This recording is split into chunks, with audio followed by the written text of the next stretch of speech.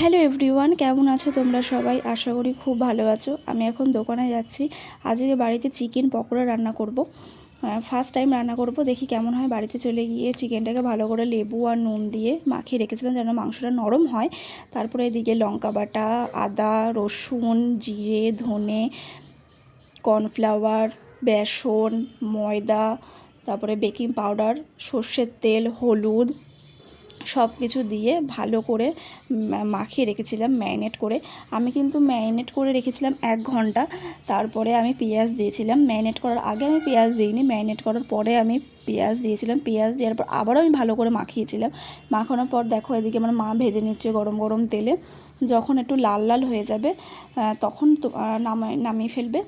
দেখো সত্যিকারে বলছি, মাংসটা খুব নরম হয়েছিল এবং খেতে খুবই ভালো হয়েছিল। তো ভিডিওটা ভালো লেগে থাকলে লাইক, কমেন্ট, শেয়ার এবং সাবস্ক্রাইব করে দেবে। টাটা।